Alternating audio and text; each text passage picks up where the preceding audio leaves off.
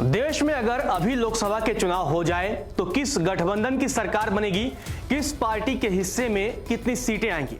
क्योंकि बीते 4 जून को जो लोकसभा चुनाव के नतीजे सामने आए थे उसमें किसी भी पार्टी को स्पष्ट बहुमत नहीं मिला था।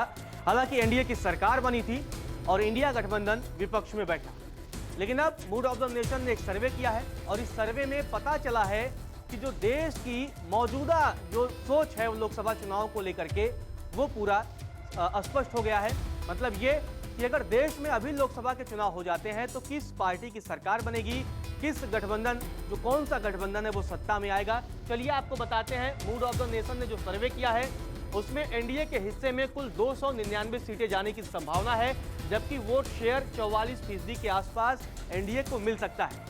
तो देखा जाए जो 4 जून को नतीजे आए थे उससे स्थिति कुछ बहुत बदली हुई नजर नहीं आ रही है, क्योंकि जो 4 जून को नतीजे आए उसमें एनडीए के हिस्से में कुल 293 सीटें गई और एनडीए ने सरकार बनाई। लेकिन अब अगर अभी जो सर्वे आया है, अगर अभी देश में लोकसभा के चुनाव हो जाते हैं तो एनडीए के हिस्से में 299 सीटें जाने की संभावना है। मतलब स्थिति में कुछ बहुत बड़ा बदलाव जो है वो नजर नहीं आ रहा है। चलिए अब इंडिया की बात करते हैं कि इंडिया के खाते में कुल कितनी सीटें जा सकती हैं। इंडिया के हिस्से में कुल 233 सीटें जाने की संभावना है और इंडिया गठबंधन को कुल 40% वोट शेयर मिल सकता है।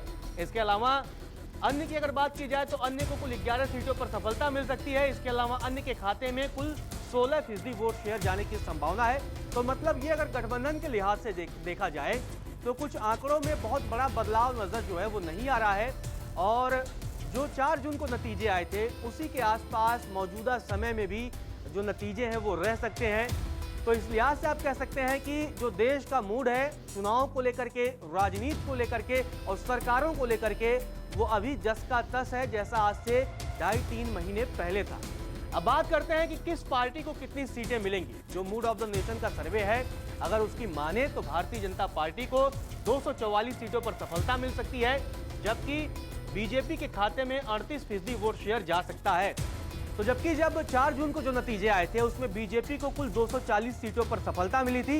मतलब अगर अभी चुनाव होते हैं तो बीजेपी को महज मतलब जो पिछले नतीजे आए उससे 4 सीटों पर ज्यादा बढ़त मिल सकती है।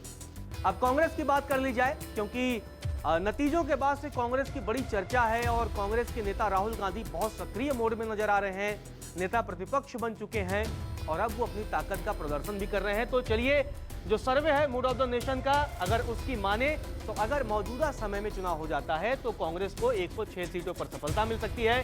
कांग्रेस के खाते में 25% वोट शेयर जा सकता है। और जो अगर अभी चुनाव होते हैं तो मूड ऑफ द नेशन का यह कहना है कि 106 सीटों पर कांग्रेस को सफलता मिल सकती है। यानी पिछले 3 जो चुनाव हुए हैं 14, 19 और 24 के बाद अगर सर्वे की माने तो कांग्रेस पहली बार तिहरे अंक में पहुंच सकती है, क्योंकि 14 में भी कांग्रेस पार्टी सिमट गई थी और अभी 2024 में 99 सीटों पर कांग्रेस पार्टी सिमट गई थी।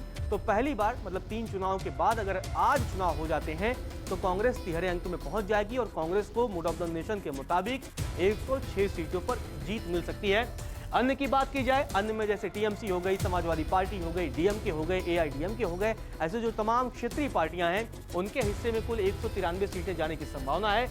अन्य के हिस्से में कुल 37% वोट शेयर जा सकता है, ऐसा मूड ऑफ द नेशन का सर्वे है। तो अब बात करते हैं कि प्रधानमंत्री के तौर पर पहली पसंद कौन है, राहुल गांधी या नरेंद्र मोदी। क्या नरेंद्र मोदी के कामकाज से लोग अभी भी खुश हैं या नहीं हैं?